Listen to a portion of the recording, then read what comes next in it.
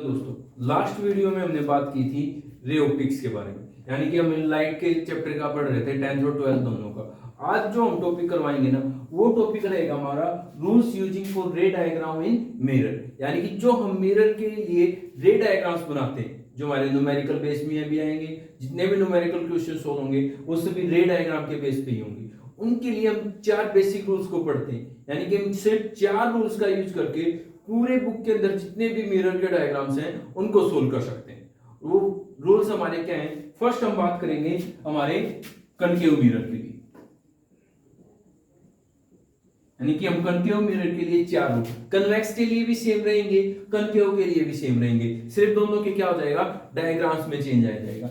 First rule होता है हमारा पैरेलल रे को लेके, यानी कि जो इंसिडेंट रे है वो आए किसके, प्रिंसिपल एक्सिस के पैरेलल। तो किस तरह का डायग्राम बनेगा? हमने मान लिया कि हमारा ये क्या है, कनकेव मिरर है, इस साइड हमने क्या कर दिया, इस पे पेंट। तो जब ये हमारा यहां से इसको हम ऐसे ड्रॉ करते हैं तो यहाँ पे हमारा क्या होता है, सेंटर ऑफ कर्वेचर होता है। जब इंसिडेंट रे प्रिंसिपल एक्सिस के पैरेलल आएगी, जब इंसिडेंट रे प्रिंसिपल एक्सिस के पैरेलल आएगी तो वो हमेशा मिरर से टकराने के बाद किस में से जाएगी, एफ पॉइंट में से जाएगी, यानी कि फोकस पॉइंट में से क्रॉस करेगी। यानी कि हमारा 101% जो हमारा यहाँ पे पॉइंट होगा वो हमारा क्या आएगा, एफ पॉइंट आएगा। सेकंड रूल नंबर 2 कि जब हमने वही कनकेव मिरर लिया, ये हमारा प्रिंसिपल एक्सिस, ये हमारा सेंटर ऑफ कर्वेचर, यहां पे हमारा क्या मान लिया हमने, क्या है, एफ। एफ कैसे निकाला हमने, पी से लेके सी के बीच की दूरी का हाफ, यानी कि पोल और सेंटर ऑफ कर्वेचर का हाफ क्या कहलाता है, फोकस पॉइंट कहलाता है।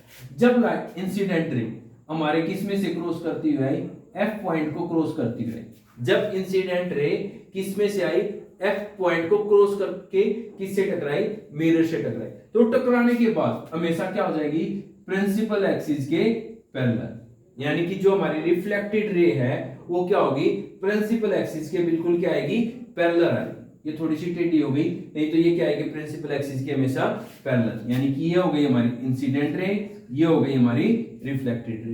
रूल नंबर 2 क्या कहता है कि जब एफ में से लाइट आएगी तो टकराने के बाद किस में से, प्रिंसिपल एक्सिस के पैरेलल जाएगी। रूल नंबर 3, ये हमारा कनकेव मिरर, ये हमारा सेंटर ऑफ कर्वेचर, ये हमारा क्या, एफ पॉइंट। जब लाइट सेंटर ऑफ कर्वेचर को क्रॉस करके आए, जब लाइट इंसिडेंट रे हमारी किस में से, सेंटर ऑफ कर्वेचर को क्रॉस करके हमारे मिरर से टकराती है, तो उस टाइम पे वो एज इट इज उसी रास्ते से वापस जाएगी, यानी कि इंसिडेंट रे और रिफ्लेक्टेड रे दोनों का जो पाथ है वो क्या रहेगा, सेम। सिर्फ क्या चेंज हो जाएगा, डायरेक्शन चेंज हो जाएगी। इंसिडेंट रे की डायरेक्शन कहां थी, नीचे की तरफ, और रिफ्लेक्टेड रे की डायरेक्शन कहां हो गई, वापस ऊपर की तरफ। रूल नंबर 4, हमने क्या किया, कनकेव मिरर, यहां हमारा सी पॉइंट, यहां हमारा बीच में पी पॉइंट, ये हमारा क्या, पोल। जब इंसिडेंट रे किसी एंगल पे टकराती हैं, किसके साथ, पी पॉइंट पे मान लिया हमने कि कहां पे टकराई, वो पी पॉइंट पे टकराई, तो ये हमारा बन गया क्या, angle of incident, angle of incident. ये टकराने के बाद वापस जिस एंगल पे जाएगी उसको बोलते हैं हम angle of reflection, angle of R, यानी कि ये हमारी इंसिडेंट रे, ये हमारी क्या, रिफ्लेक्टेड रे। ये चीज आप स्नेल्स लॉ जो मैंने फर्स्ट वीडियो में आपके बताया था कि incident angle is always equal to angle of reflection, वो रूल में भी आप वहां पे पढ़ चुके, यानी कि हमारे यहाँ पे 4 रूल हो गए जो हमेशा सेम रहेंगे, कभी भी किसी भी कंडीशंस में ये चेंज नहीं हो सकते। फर्स्ट रूल हमारा क्या कहता है कि जब इंसिडेंट रे पैरेलल आती है किसके, प्रिंसिपल एक्सिस के, तो वो हमेशा टकरा के कहां से जाएंगे, एफ पॉइंट में से जाएंगे। अगर ये रे निचले वाली साइड से पैरेलल आती है, यहां से भी तो पैरेलल आ सकती है, तो ये भी टकराने के बाद क्या करेगी, एफ पॉइंट में से क्रॉस करेगी। ये हो गया हमारा पैरेलल के रूल। सेकंड पॉइंट, जब वो किस में से आई, एफ को क्रॉस करके आई, तो क्या हो गई, प्रिंसिपल एक्सिस के पैरेलल। अगर इस साइड से लाइट आती है इंसिडेंट रे, तो यहां से टकराने के बाद वो कहां पैरेलल हो जाएगी, इस साइड पैरेलल जाएगी, हमेशा ही पैरेलल। थर्ड पॉइंट, हमारी सेंटर ऑफ कर्वेचर में से आती है, तो सेंटर ऑफ कर्वेचर में से ही वापस, ये यहां से भी हो सकती है, अगर ऐसे होती है इंसिडेंट रे तो टकराने के बाद ऐसे नीचे, ये इंसिडेंट एंगल और टकराने के बाद वापस एंगल ऑफ रिफ्लेक्शन। अगर इंसिडेंट एंगल इंसिडेंट रे नीचे से आती तो एंगल ऑफ इंसिडेंट नीचे बन जाता और एंगल ऑफ रिफ्लेक्शन यहां पे बन जाता, इस टाइप से। ये हमारे सेम चारों, ये रूल चारों के चारों रूल हमारे किसके लिए रहेंगे, कन्वेक्स मिरर के लिए भी रहेंगे। सिर्फ क्या हो जाएगा, इमेजेस में चेंज आ जाएगा, लेकिन चारों रूल क्या रहेंगे, सेम। देखो कैसे,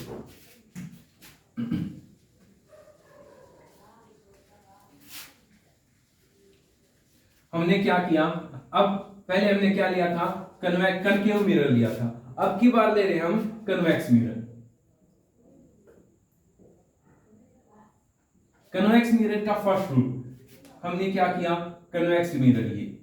अब की बार जब कन्वेक्स मिरर लेते हैं तो कन्वेक्स मिरर में जो रिफ्लेक्टिंग सरफेस एरिया होता है वो कौन सा होता है, बाहर की साइड वाला होता है, और कनकेव मिरर में हमने क्या पढ़ा था, कौन सा होता है, अंदर की साइड वाला। तो ये हमारा हो गया कनकेव कन्वेक्स मिरर। यहां पे हमने मान लिया कि हमारा यहाँ पे क्या है, सेंटर ऑफ कर्वेचर है, जिससे हम यहां से ऐसे चाप लगाते हैं। इसके जो बीच का पॉइंट होगा पोल और इसके, वो हमारा क्या होगा, एफ पॉइंट। वही फर्स्ट रूल, अगर इंसिडेंट रे आती है पैरेलल किसके, प्रिंसिपल एक्सिस की, तो वो टकराने के बाद किस में से जाती है, एफ में से। लेकिन एफ में तो अब क्रॉस करके जाएगी नहीं, क्योंकि यहाँ पे क्या है, पेंट है, तो वो क्या करेगी, इसके सीध में बिल्कुल वो कहां मुड़ जाएगी, यहाँ पे चली जाएगी। यानी कि इंसिडेंट रे यहाँ आई थी और टकराने के बाद वो कहां चली गई, ऊपर की तरफ चली गई, क्योंकि हमने को पता है कि कन्वेक्स लेंस क्या है, एक डाइवर्जिंग लेंस है, और डाइवर्जिंग लेंस में लाइट कहां जाती है, बाहर की तरफ जाती है। कन्वर्जिंग में अंदर की तरफ आती है, डाइवर्जिंग में क्या होता है, बाहर की तरफ जाती है। तो ये कहां चली गई, सीधी। लेकिन अगर ये इस साइड इसको क्रॉस कर पाती ना, तो वो कहां आती, एफ पे अंदर आती। सेकेंड रूल हमारा क्या था कि अगर एफ में के पास आए, ये हमारा सेंटर ऑफ कर्वेचर, इस साइड पेंट पोल, ये हमारा एफ। अगर लाइट क्या है, एफ के बिल्कुल सीध में आती है ऐसे, तो वो टकराने के बाद हमेशा क्या हो जाती है, प्रिंसिपल एक्सिस के पैरेलल। अगर वो क्या आती, एफ की सीध में आती, तो टकराने के बाद क्या हो जाती है, प्रिंसिपल एक्सिस के पैरेलल। यानी कि ये हमारी इंसिडेंट रे और ये हमारी क्या हो गई, रिफ्लेक्टेड रे। रूल नंबर 3,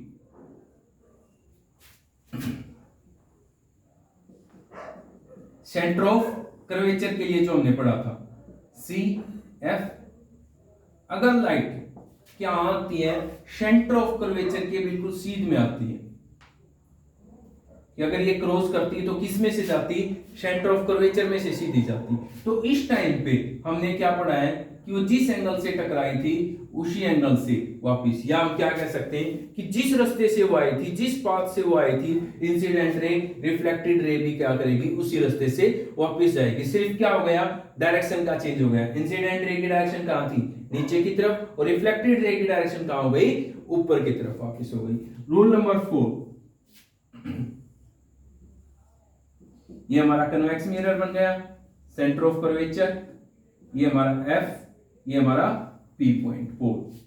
जिस एंगल से टकराएगी, एंगल ऑफ इंसिडेंट, और वापस जाएगी एंगल ऑफ रिफ्लेक्शन। जिस एंगल से टकराई है उसी एंगल से नीचे की तरफ वो क्या करेगी, उल्टी चली जाएगी। ये हमारा क्या कहलाता है, एंगल ऑफ इंसिडेंट और रिफ्लेक्शन का रिलेशन। उसके बाद हमने ये 4 रूल्स पढ़ लिए। पैरेलल आई, वापस एफ की सीध में आती है, पैरेलल, सेंटर ऑफ कर्वेचर की सीध में आती है, उसी से वापस, जिस एंगल से टकराई उसी एंगल से वापस। सिर्फ और सिर्फ इन 4 रूल्स का यूज करके आप कहीं पे भी किसी भी टॉपिक में 10th 12th मिरर का कोई भी डायग्राम बना सकते हो। किसी 5th रूल की तरफ आपको देखने की जरूरत नहीं पड़ती है। नेक्स्ट वीडियो में हम बात करेंगे कि इन 4 रूल्स का यूज करके हम किस तरीके से कोई भी रे डायग्राम बना सकते हैं।